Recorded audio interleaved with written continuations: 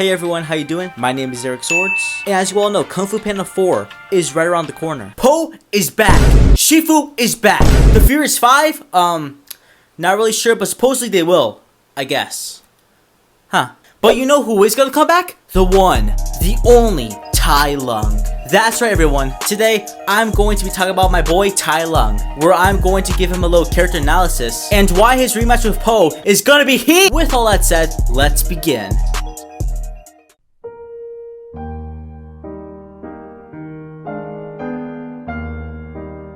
Now in case you somehow forgot about this guy, don't worry, that's what this video is for. You see, Tai Lung was the villain in the first Kung Fu Panda movie back in 2008, and if you haven't seen this movie, where have you been? Honestly, this guy was just on another level. Like, if you had to make a list of the best childhood villains, he's definitely on there. All Master Oogway needed to hear was his name to go, yeah, I'm out. I mean, to be fair, Master Oogway was most likely gonna die either way considering, you know, age. But did you have to leave now? Like, at the moment, he's on his way. You couldn't have at least waited for him to arrive to, you know, stop him? Like you did last time? Sorry. I haven't even told you what this movie is about! Basically, the movie follows a panda named Po, who wants to be the very best like no one ever was. But in order to do so, he abandons his hardworking middle-class father to go train with furry ninjas, where he accidentally gets chosen to be the Dragon Warrior. Basically, the chosen one / main character. And the whole movie is just Po getting bullied by Master Shifu, who wants him to piss off and stop eating all their food. Eventually, we get some character moments, self-discovery, you know, all the good stuff. Till Po learns to move his fat ass and be the hero the city needs him to be. Or China. Village. Place. Now I know what you're thinking. Hey Zarek, that's cool and all, but what does this have to do with Tai Lung? And to answer, I'm getting there, be patient!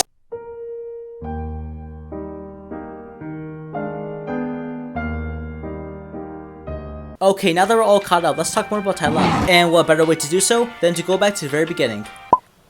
Not that far back. When it comes to Tai Lung's backstory, we actually don't know much. All that we really know is that Tai Lung was a no-no baby. His parents abandoned him only to be found by Master Shifu. Now at this point in time, Master Shifu had negative riz, so he never had a family of his own. Also, red pandas only reproduce once a year. Wait, is that true? Oh. Damn, that sucks. No wonder they're endangered. It's not even a 50-50! That's either one or none! So yeah, because of Master Shifu's trash genetics, he ends up taking Tai Lung in and raising him as his own, where Tai Lung dedicates his life training to become the Dragon Warrior. Only for Oogway to look him in the eye and say, no. Because of this, Tai Lung went absolutely berserk, only to spend the next 20 years in jail. Now, assuming you haven't seen this movie in a while, you're probably thinking to yourself, wow, Tai Lung spending 20 years in prison? He's really in for a now. Why? Oh buddy, you have no idea what you just got yourself into.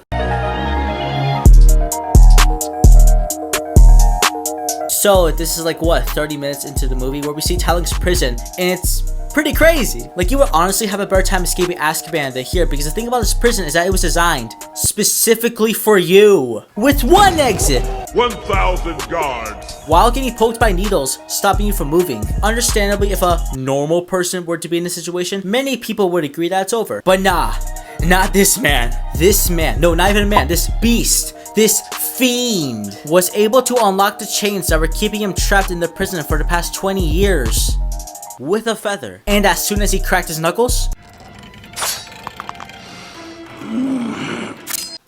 yeah, it's over. Because the first thing this man does is break a giant stone turtle shell with his bat. Here, let me replay. Getting a little stretch in it. Boom! Okay, so Tai Lung was not only trapped in a giant turtle shell, but his arms were also chained by these two giant boulders. And while he was struggling to get out, the guards began to shoot these 10-foot tall arrows at him, hoping to possibly slow him down. But if I'm gonna be honest, it would have been better if the guards just didn't do that, because it only wasn't effective. But after dodging the first two arrows, he angled himself so that when the third arrow came, it broke the chain. So now that he's free, another guard thought it would be a good idea to throw another arrow at him, because 4th time's the charm, I guess. So yeah, he blocks it with his palm.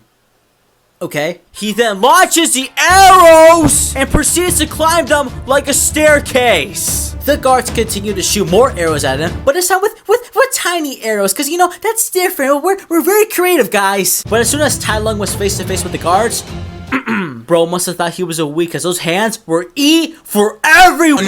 Alright, buddy boy, you better stop right there. So originally, we were just gonna shoot more arrows at you, but it turns out we got some TNT. So we're gonna use that now. with the help of this arrow. So the TNT goes off. Tai Lung is falling to his death where one of the guards is like,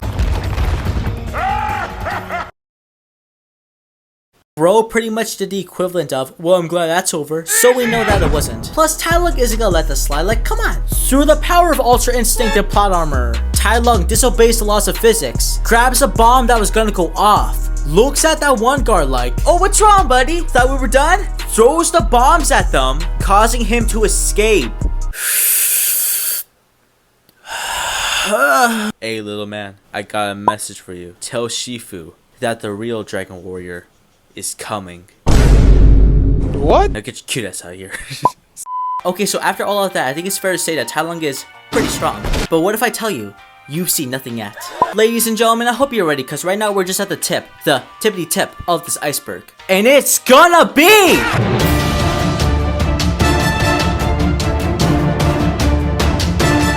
Alright, so at this point, the goose already told Shifu and the gang that Tai Lung was on his way. Also, Shifu found out how to train Po to not eat everything in a 5-mile radius. Also to be the Dragon Warrior, but okay. But Tigress saw this and she was like, man, I'm not gonna put my life in the hands of this Panda, I'm gonna fight this guy myself. So she and the Furious Five went, vamos. Where they met up with Tai Lung, who was just being disrespectful. He goes, listen, I just got back from jail, so I don't want any of y'all to waste any more of my time. Okay, so where's the Dragon Warrior? Where is he?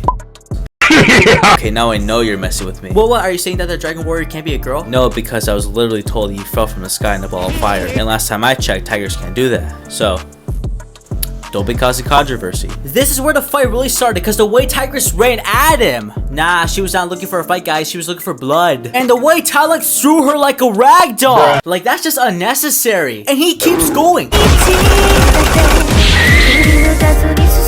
Oh no. We need some milk!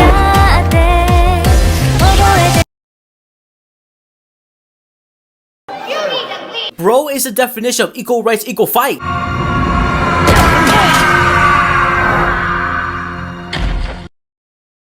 Well, that was easy. Hey, it was good. So after Tai Lung absolutely murked the Furious Five, Master Shifu was like, alright buddy, you want to throw hands? Let's throw hands. And just look at his introduction to this fight.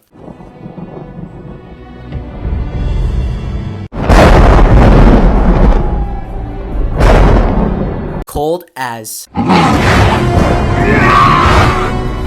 Bro, ain't no way he just made a crater. Oh nah. If I was Shifu in this scene, I would've just pulled an Oogway. So after Shifu and Tai Lung had a little back and forth, it was at this point where Tai Lung dropped the coldest line in the movie. It was never my decision to make.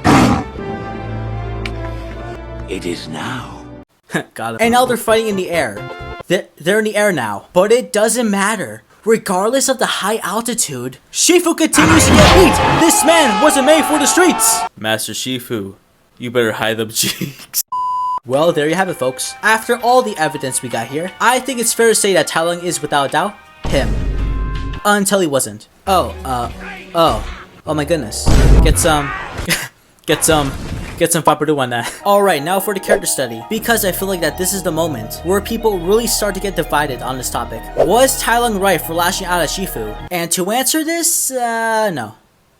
Okay, that's a little harsh. Let's try to put ourselves into his perspective. Ready? Good, because I'm not. Like I said before, Tai Lung dedicated his own life to become the Dragon Warrior. And it must have really sucked because he says so himself that he trained till his bones cracked. Shifu filling his head with dreams. Only for those dreams to fall apart. And that's really sad because Tai Lung pretty much trained his whole life for nothing.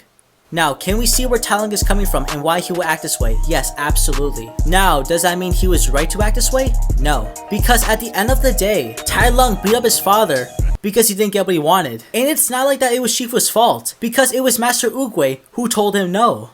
Again, we understand why Tai Lung is mad, okay? We know where this anger is coming from.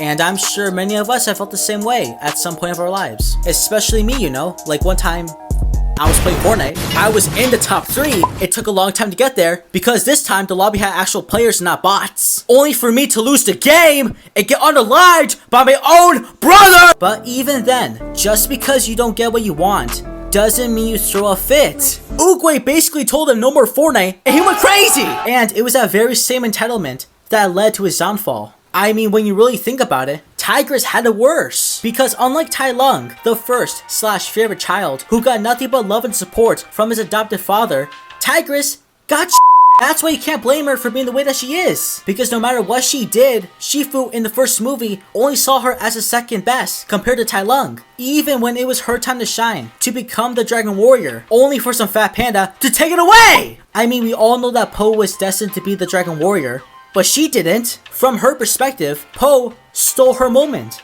He took her destiny! And yet, we don't see her trying to beat up Shifu. The same thing goes for my boy Po. Both him and Tai Lung were orphans who lost their original homes.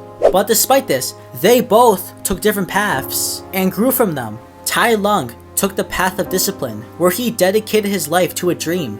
And while Po took the path of joy and obliviousness, that's a word, where he was able to enjoy life without the worry of making his father proud or worrying if he was good enough. Because to his father, he was good enough, and he was proud of him no matter what.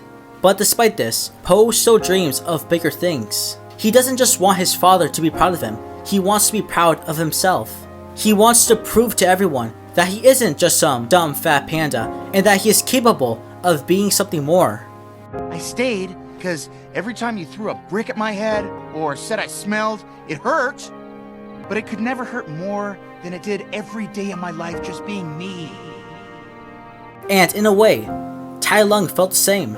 But despite this, they both took different paths to approach their dreams. So yeah, while Tai Lung is a menace, he still has flaws that prevent him from being a top tier villain. But if anything, it's his flaws that make him so interesting, and is what separates him from the other villains. But the way they just disrespected my boy! Hopefully they give him justice in Kung Fu Panda 4. Till then, we got wait and see. And yeah, that's about it.